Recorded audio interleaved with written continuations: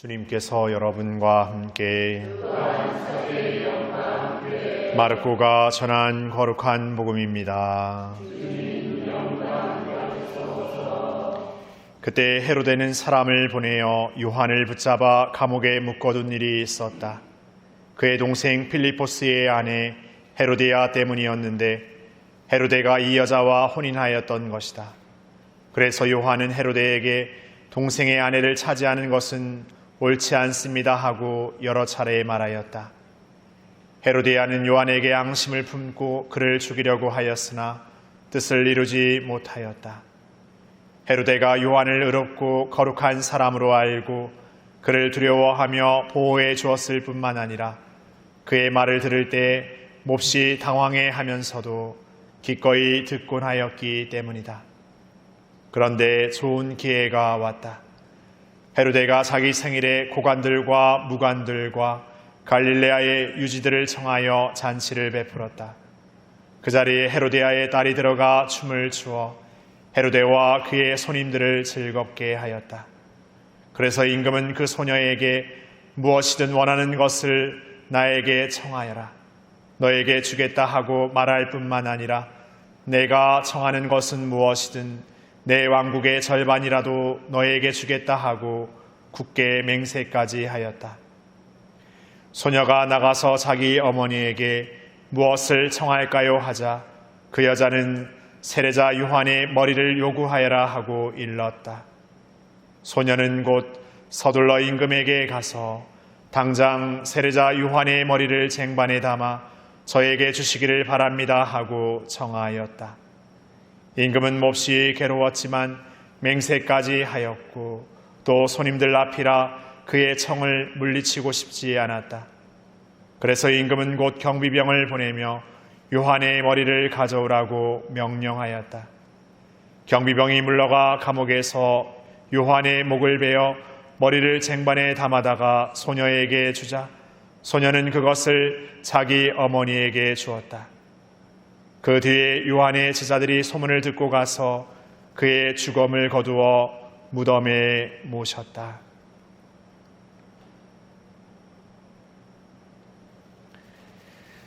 주님의 말씀입니다. 그리스도님 찬미합니다.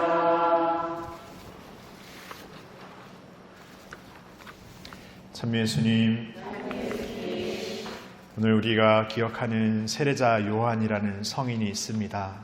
많은 성인들 가운데 그 탄생 혹은 그 죽음을 어느 하나 기억하지만 이처럼 요한 세례자처럼 그의 탄생도 기념하고 또 이렇게 순환의 죽음의 날도 기념하는 성인은 이렇게 그리 많지 않습니다.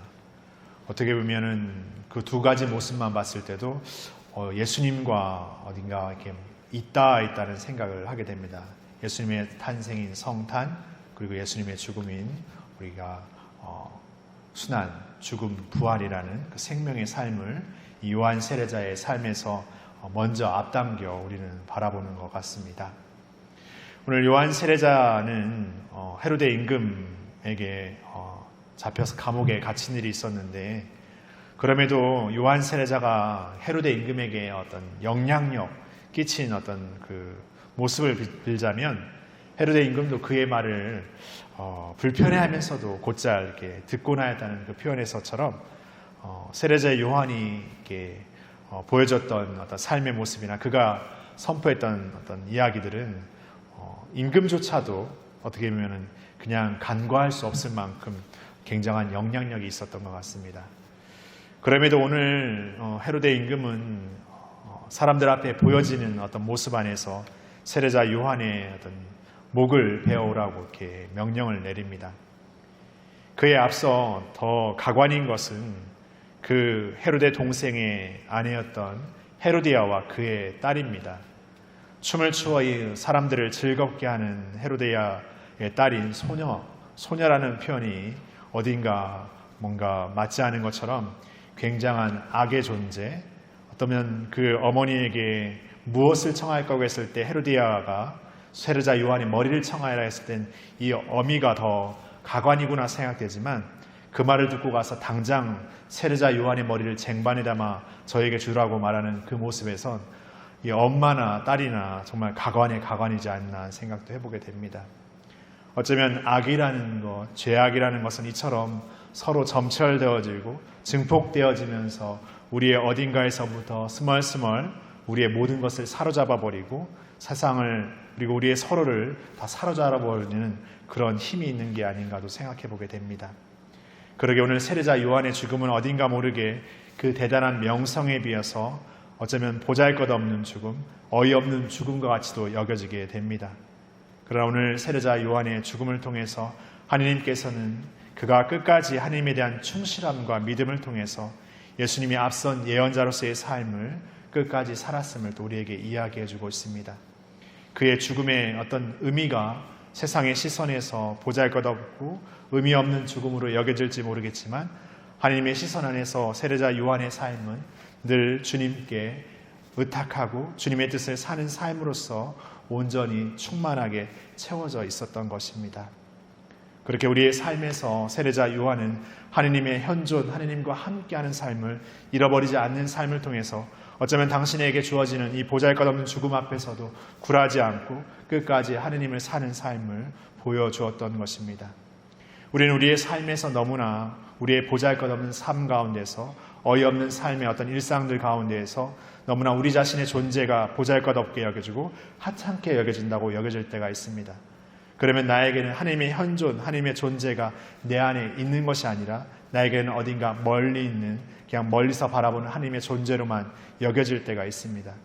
그럴 때 우리는 우리 스스로를 단죄하고 우리 서로를 단죄하고 평가하고 판단하는 삶으로 젖어들고 맙니다.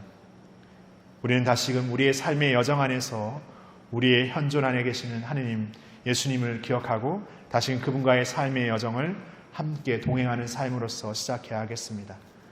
그분의 동행과 그분의 현존을 늘 매일 새롭게 체험하는 삶이야말로 우리에게 주어지는 어떤 순간에도 굴하지 않고 거기에 매몰되지 않는 삶을 통해서 진정 참된 기쁨과 희망의 삶으로 나아갈 수 있는 것입니다. 때로는 우리에게 주어지는 어떤 고통이나 죽음의 어떤 것이 우리에게 닥친다 하더라도 그것이 우리의 전부, 우리의 모든 것이 될 수 있는 것이 아니라 그 모든 것을 넘어서서 진정한 희망과 사랑과 기쁨과 부활을 사는 우리의 삶이 될 것입니다. 그러한 우리의 삶의 여정, 우리의 삶의 희망을 매일 그분의 현존 안에서 잃어버리지 않으면서 늘 새롭게 매일매일 다시 걷는 우리가 되었으면 좋겠습니다. 잠시 묵상하시겠습니다.